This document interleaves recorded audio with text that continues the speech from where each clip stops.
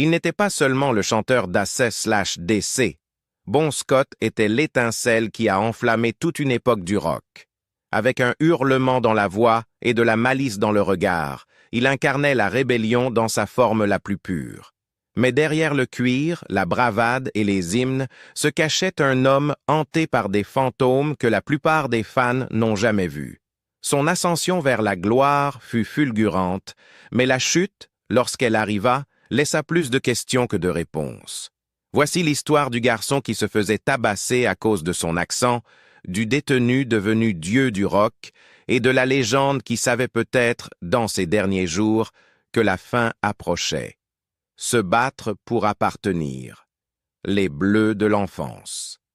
Ronald Belford Scott vint au monde le 9 juillet 1946 dans la modeste ville de Forfar, nichée dans les basses-terres écossaises. Sa naissance devait apporter un baume à une famille qui se noyait silencieusement dans le chagrin. 3 ans plus tôt seulement, Chick et Isabel Scott avaient perdu leur premier fils, Sandy, un nourrisson décédé avant même que son père ne pose les yeux sur lui. Chick avait été déployé avec l'armée britannique durant la Seconde Guerre mondiale, servant comme boulanger militaire, un rôle qu'il avait mené à travers les paysages lugubres de France, d'Irlande, d'Afrique du Nord et d'Italie. Quand la guerre prit fin, Chick rentra chez lui, non pas vers la paix, mais vers l'absence. L'Écosse de la fin des années 1940 portait encore les marques du poids de la guerre, économiquement éprouvée et spirituellement vidée. Beaucoup de familles, dont les Scott, aspiraient à une vie meilleure. Le gouvernement australien offrait aux familles britanniques une immigration subventionnée grâce au programme des 10-pound Poms, promettant soleil, travail et rupture nette avec la grisaille de l'austérité d'après-guerre. En 1952, quand Bon avait 6 ans, les Scott saisirent l'occasion. Ils montèrent à bord d'un navire pour l'autre bout du monde, laissant derrière eux pierres tombales et souvenirs. La famille s'installa d'abord à Sunshine, une banlieue de Melbourne. Mais pour Bon, rien n'y avait de lumineux. Son fort accent écossais fit de lui une cible dès qu'il ouvrit la bouche. Ses camarades se moquaient. Ils le menaçaient de le frapper à moins qu'il ne parle australien. Le cruel surnom Bonnie Scotland suivit rapidement. Une pique qui se moquait non seulement de son accent mais aussi de sa virilité. Dans une culture où la dureté était la monnaie de survie dans la cour de récréation, être affublé d'un qualificatif aussi doux et efféminé était une malédiction. Mais Bon ne se laissa pas faire. Il se battit. Il lança ses poings sur quiconque se moquait de lui, rentrant souvent chez lui couvert de sang ou de bleu, mais jamais brisé. La brûlure du ridicule se transforma en détermination. Avec le temps, le surnom Bonnie fut raccourci en Bon. Et, ironie du sort, l'insulte qui l'avait autrefois blessé devint le nom rock'n'roll qui ferait trembler les stades. En 1956, les Scott déménagèrent de nouveau, cette fois à Fremantle, une ville portuaire rude et sans fioritures près de Perth. Fremantle n'était pas un endroit pour les cœurs tendres. Elle était peuplée de marins, de dockers et d'une culture de rue où les garçons devenaient des hommes trop tôt.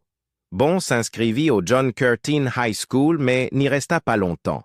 Il séchait souvent les cours, préférant passer du temps auprès des motos, de la musique et des grands adolescents qui buvaient et se battaient pour s'amuser.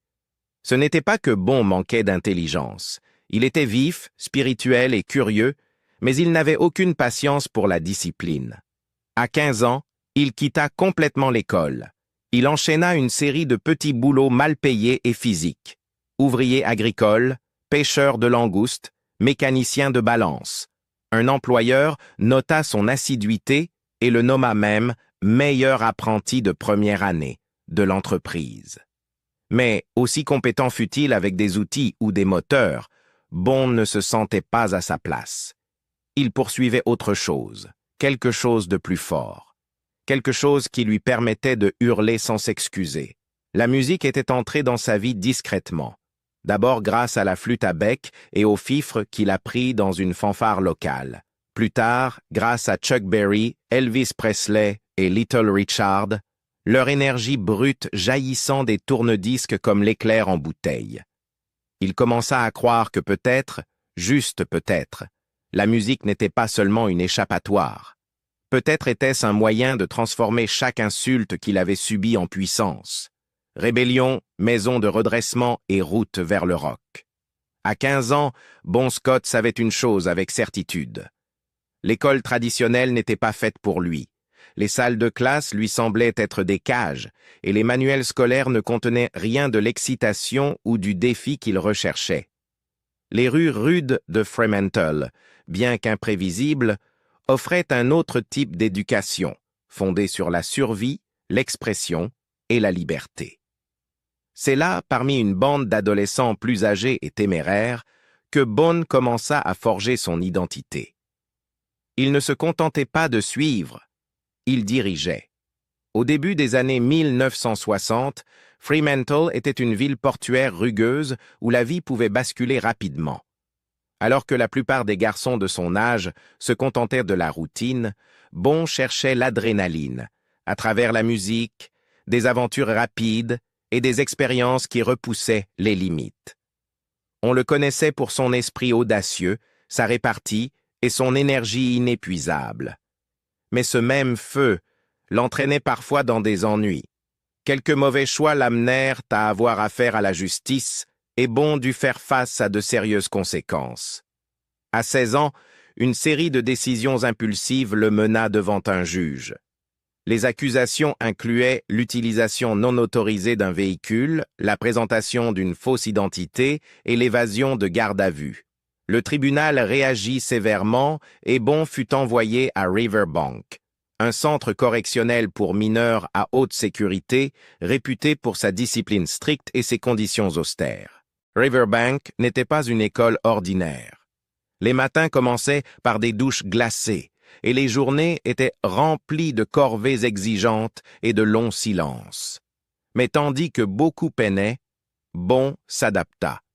Il apprit quand parler, quand se taire et comment canaliser sa frustration vers quelque chose de plus productif. Cet exutoire, étonnamment, ce fut la musique.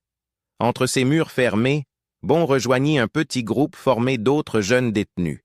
Il se mit à la batterie et lors d'un rare événement de visite familiale, il monta sur scène pour jouer. En descendant, le visage illuminé de fierté, il dit à sa mère « Je vais être célèbre ». Ce n'était pas un rêve, c'était une déclaration. Libéré à la fin de 1963, Bon tenta de suivre un chemin plus droit. Il posa sa candidature pour rejoindre les réserves militaires australiennes, les Citizen Military Forces, mais fut recalé avec un rapport le qualifiant d'inadapté social. Plutôt que d'en avoir honte, Bon prit cette étiquette et la porta comme un insigne.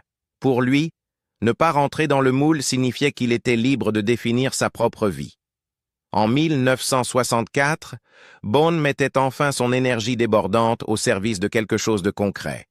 La musique. Il cofonda son premier vrai groupe, The Spectators. Le groupe incluait un autre musicien, John Collins, et tous deux échangeaient souvent leur rôle sur scène, passant du chant aux percussions. Leur son mélangeait les influences de la British Invasion avec le ton rugueux du blues local et du rock naissant. C'était brut, non raffiné, mais authentique. Et Bon avait trouvé quelque chose à quoi se raccrocher. Cette même année, sa vie prit un autre tournant inattendu.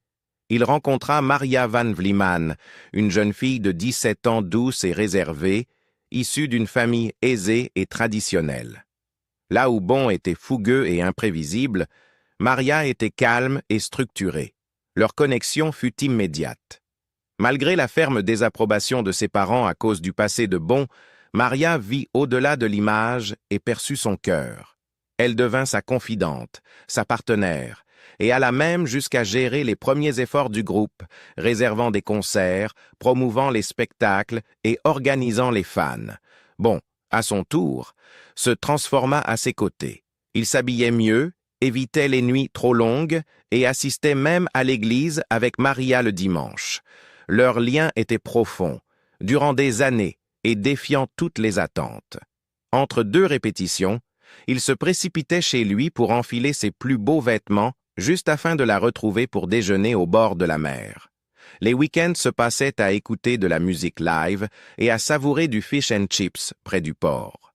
Bien que son passé ne l'ait jamais vraiment quitté, Bon commençait à entrevoir un chemin différent. Pas un tracé uniquement pavé de rébellion, mais de rythme, de courage et de quelque chose qui ressemblait à l'amour. La route vers le rock avait officiellement commencé. Les Valentines et l'accident presque fatal. En 1966, Bon Scott commençait à entrer sous les projecteurs, non pas comme un rebelle en fuite, mais comme une étoile montante dans l'un des groupes pop-rock les plus prometteurs d'Australie. Cette année-là, il rejoignit The Valentines, un groupe raffiné originaire de Perth, connu pour ses airs radiophoniques, ses tenues coordonnées et son charme taillé pour la scène. Leur objectif était clair, devenir les idoles des adolescents. Et, pendant un temps, ils y parvinrent. Avec le co-chanteur Vince Lovegrove, Bon formait un duo dynamique vendu comme espiègle, séduisant et plein d'énergie. Leurs singles comme Juliet et My Old Man, The Groovy Old Man montèrent dans les classements locaux. Ils tournèrent avec des groupes majeurs comme The Easy Beats et Johnny Farnham, attirant des foules de fans en délire et l'attention des médias. Tout laissait croire que Bon avait trouvé sa grande chance. Mais derrière les chansons entraînantes et l'image soignée, Bon souffrait. Le personnage pop propre ne lui convenait jamais vraiment. La rudesse, le danger, la liberté lui manquaient. Plus les Valentines se conformaient aux standards polis de l'industrie musicale, plus Bon se sentait étranger. Puis, en 1969, le scandale éclata. Lors d'une enquête policière très médiatisée visant des lieux de divertissement, les autorités débarquèrent au Janjuk Surf Life Saving Club, dans le Victoria, où The Valentines répétait. L'incident fit les gros titres à l'échelle nationale, attirant une attention indésirable sur le groupe. Bien que les conséquences juridiques fussent minimes, chaque membre écopa d'une amende, le dommage sur leur réputation fut immense. L'opinion publique se retourna. Les parents s'alarmaient, les promoteurs se désistèrent, le soutien des radios s'effondra. Le groupe se sépara discrètement l'année suivante. Bon, pourtant, n'en avait pas fini. En 1971, il se réorienta vers une nouvelle voie musicale et rejoignit Fraternity, un groupe de rock progressif mêlant blues, psychédélisme et narration. Le groupe comptait des musiciens talentueux comme Bruce Howe et Mick Jerd, et leur alchimie était indéniable. Ils remportèrent le concours national Hoadley's Battle of the Sounds, l'un des prix les plus convoités du pays. Ils s'accompagnaient d'argent, de crédibilité et d'une tournée internationale. Malheureusement, les problèmes judiciaires passés de Bon compliquèrent leur projet de tournée aux États-Unis. Le groupe redirigea donc ses efforts vers le Royaume-Uni, espérant y construire un élan. Ils expédièrent leurs instruments et même un bus de tournée personnalisé outre-mer. Mais le public britannique se révéla difficile à conquérir. Lors d'un concert en première partie de Status Quo, Bon se moqua de leur tenue, avant d'être stupéfait par la puissance de leur performance. La leçon fut humiliante. Avec peu de couverture médiatique, des foules de plus en plus réduites et des dépenses qui s'accumulaient, Fraternity rentra en Australie en 1973, meurtri et fauché. De retour au pays, la vie personnelle de Bon s'effritait. Son mariage avec l'écrivaine et attachée de presse Irene Thornton était sous tension. Le couple se disputait fréquemment, et les exigences du monde musical n'arrangeaient rien. L'énergie de Bon devint instable. Il disparaissait des jours entiers, laissant à la fois sa maison et son groupe dans le chaos.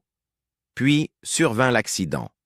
Le 3 mai 1974, après une répétition tendue et une dispute émotionnelle, Bon sortit dans la nuit d'Adélaïde. Ignorant les supplications de ses amis, il monta sur sa moto Suzuki GT 550. Quelques minutes plus tard, à une intersection déserte, il entra en collision avec un autre véhicule. L'impact fut catastrophique. Bon fut projeté de la moto et subit de graves blessures.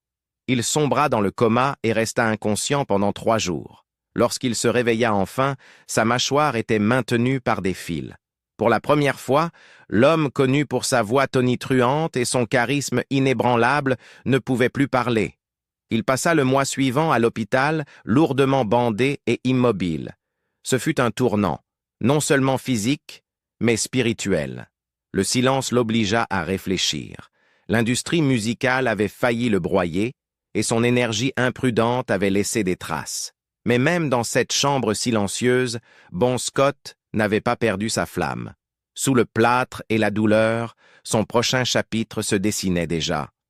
Un son plus fort, plus lourd et inoubliable l'attendait, et Bon était sur le point d'en devenir la voix. AC/DC s'enflamme, mais les ombres s'insinuent. Le corps de Bon Scott avait peut-être été brisé après l'accident de moto de 1974, mais pas son esprit. La mâchoire maintenue par des fils et l'argent presque épuisé, Bon retourna à Adélaïde et accepta tous les petits boulots qu'il pouvait trouver. Peinture, déménagement, tonte de pelouse. Pour la première fois, la musique semblait lointaine, mais elle ne l'avait pas complètement quitté. Une bouée de sauvetage vint d'un vieil ami, Vince Lovegrove, l'ancien compagnon de Bon dans The Valentine, devenu entre-temps manager et journaliste. Vince offrit à Bon un toit et quelques petits concerts pour l'aider à tenir. Puis un jour, il entendit parler d'un groupe à Sydney cherchant un nouveau chanteur, AC/DC. À première vue, Bon ne semblait pas être le candidat idéal. Il était plus âgé, encore en convalescence, et traînait une réputation un peu sulfureuse. Mais dès qu'il vit AC/DC jouer en live au Puraka Hotel en octobre 1974, tout changea. Les frères Young, Angus et Malcolm, étaient de l'énergie brute en mouvement. Bon ne savait pas trop quoi penser d'eux au début. Ils ressemblaient à de petits écoliers, plaisanterait-il plus tard. Mais lorsqu'ils jouèrent ensemble, tout s'imbriqua. L'énergie était électrique. La chimie fut instantanée. En février 1975, High Voltage arriva dans les bacs en Australie. Bon coécrivit de nombreux morceaux, y ajoutant son humour inimitable, sa rudesse et son culot de la rue. Des chansons comme She's Got Balls et Can I Sit Next to You Girl portaient sa voix unique, audacieuse, malicieuse et indéniablement authentique. Plus tard la même année sortit TNT, avec en son sein l'hymne de la classe ouvrière, It's a long way to the top, if you wanna rock and roll. La voix de Bon et son recours inattendu à la cornemuse transformèrent le morceau en quelque chose d'iconique. Pour cet Écossais né marginal, que l'on avait autrefois méprisé, ce fut le moment ultime de rédemption. La montée fut rapide et féroce.